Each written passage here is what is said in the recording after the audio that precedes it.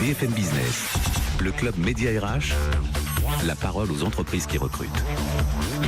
Oui, c'est bien le 19 janvier, pardon encore une fois, le 19 janvier, l'ouverture grande des portes du Salon du Travail et de la Mobilité. Ça se passe au Parc de la Villette, c'est bien ça? À la Grande Halle de la Villette. À la Grande Halle, décidément, à la Grande Halle de... Ben, c'est dans le Parc de la Villette, non? C'est à l'entrée du Grand Parc de la Ben Villette. voilà, c'est ça. Ouf, j'ai pas fait trop d'erreurs. Bonjour Alexandre. Bonjour, je suis Alexandre. ravi de vous retrouver. Alors vous êtes, c'est votre première, hein, C'est ma première édition, oui. votre première édition. Enfin, c'est la 4e édition. C'est la 4e édition du salon. Et vous êtes le commissaire général pour la première fois de ce salon. Exactement. Donnez-nous d'abord les grands chiffres. On a envie de savoir ce que c'est que ce salon. Donc c'est la 4e édition de ce salon. Le Oui. Salon du Travail et de la Mobilité professionnelle, c'est un salon qui est un salon généraliste. Donc c'est le seul salon généraliste qui existe sur le sujet, dont l'objectif est quelque part d'apporter les clés à toutes les problématiques que la population active peut se poser dans le cadre de son parcours professionnel. Alors, il s'adresse bien sûr à ceux qui sont à la fois à la recherche d'un emploi. Il s'adresse aux personnes qui sont à la recherche d'un emploi. Donc ça peut être des demandeurs d'emploi, mais également des personnes qui sont en poste et qui souhaitent effectivement bouger. Voilà. Ça Qui rêvent de s'adresse bouger un peu dans les mois à venir. exactement. Et ça s'adresse principalement à l'ensemble des actifs, puisque l'objectif de ce salon, c'est de pouvoir effectivement être le reflet, le miroir de la population active, de donner les clés, d'être la boîte à outils de l'ensemble de la valeur travail, que ça soit effectivement sur la recherche d'emploi, sur la mobilité professionnelle, c'est-à-dire la mobilité géographique qui peut être soit sur les territoires en France, puisqu'il y a plus d'1 million de Français qui changent de région par an. Mais On en parlera des régions voilà. tout à l'heure. Oui. Mais également sur l'expatriation, sur effectivement oser le monde, partir travailler à l'étranger, développer un projet différent, projet de vie différent. Également un focus sur l'emploi public, puisque l'emploi public avec la transformation du numérique amène à considérablement changer ses métiers, et certains ministères sont présents et sont en plein recrutement. Un focus sur l'entrepreneuriat, puisqu'il y a aussi cette notion maintenant avec la transformation des organisations, la transformation d'entreprise, on se rend compte que de plus en plus de personnes se lancent à leur propre compte, soit osent effectivement porter un projet entrepreneurial, ou sont quelque part obligés de se réinventer pour créer leur propre emploi, être à leur compte, être solo-entrepreneur. On en parle souvent, Alexandre, dans cette émission. Bien sûr, créer son entreprise, c'est créer son emploi et parfois même créer d'autres emplois. Exactement, d'autres Voilà, emplois. et les créations augmentent d'année en année. Alors, c'est un panorama général que vous allez proposer. J'ai vu, on peut reprendre les chiffres de l'an dernier déjà, ou ceux qui sont annoncés. C'est déjà 200 exposants. C'est 200 exposants. C'est énorme. Vous avez balayé un petit peu tous les domaines dans lesquels on peut. C'est-à-dire que le salon est composé en 6 villages thématiques. C'est 6 piliers qui, chacun, ont pour objectif d'apporter des clés, des réponses par rapport aux attentes de la population active. Donc effectivement, il y a un village qui s'appelle Je cherche un job, qui est sur la notion de recrutement pour des personnes qui veulent d'offres d'emploi, être accompagnées. Donc il y a des entreprises, j'imagine. Il y a des entreprises qui recrutent. Il y a également des entreprises qui accompagnent sur des ateliers CV, sur ça c'est intéressant. Sur les entretiens, sur savoir gérer les réseaux sociaux dans la recherche d'un emploi, etc. On a un village qui s'appelle J'entreprends, qui est effectivement là sur la partie entrepreneuriat, auto-entrepreneur.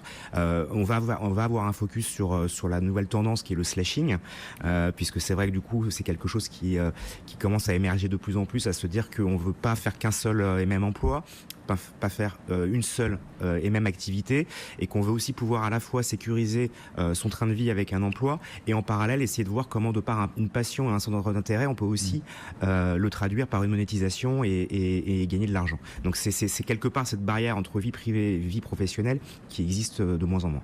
Voilà, et qui est en permanence d'actualité. Complètement.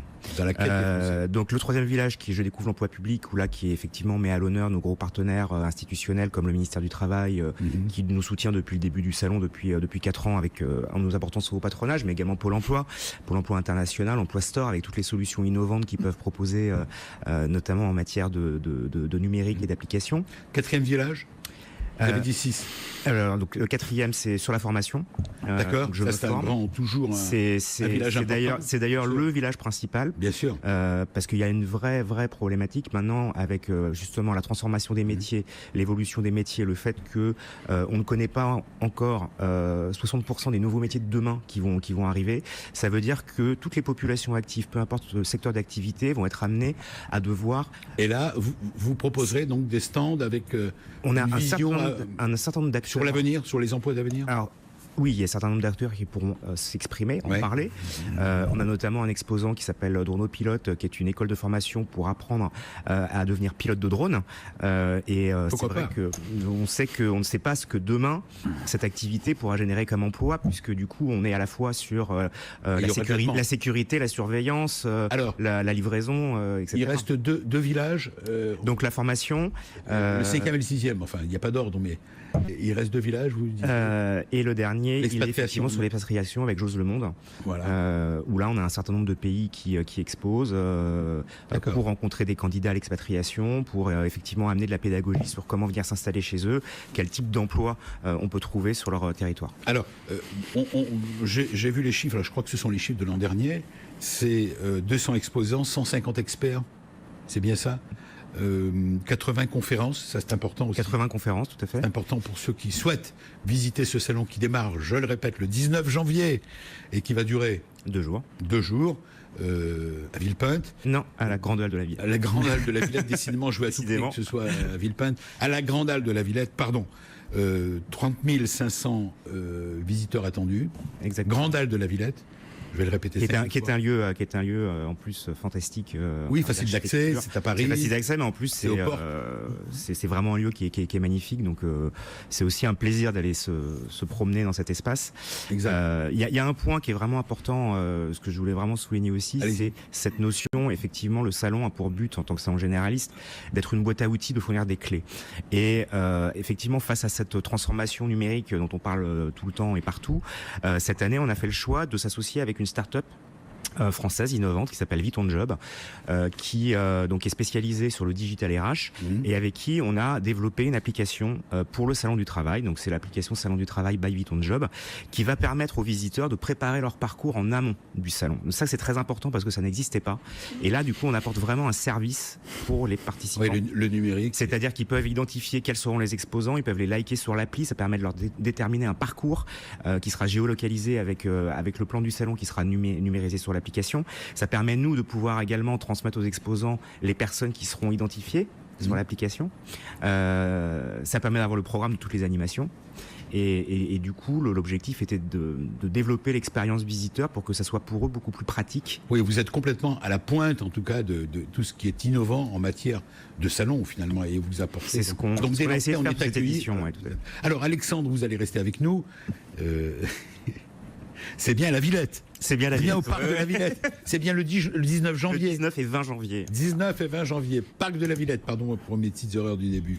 Voilà, vous restez avec nous, bien sûr, on va aller visiter votre salon, je l'ai dit. On a attrapé comme ça quelques idées, mais non exhaustives. Et on s'est dit peut-être que ça serait intéressant de savoir ce que ce salon du travail qui arrive à point nommé en début de cette année 2018, par rapport justement aux différentes ordonnances Macron. Et on a la chance d'avoir un expert, Emmanuel Dockès. Il va nous y répondre.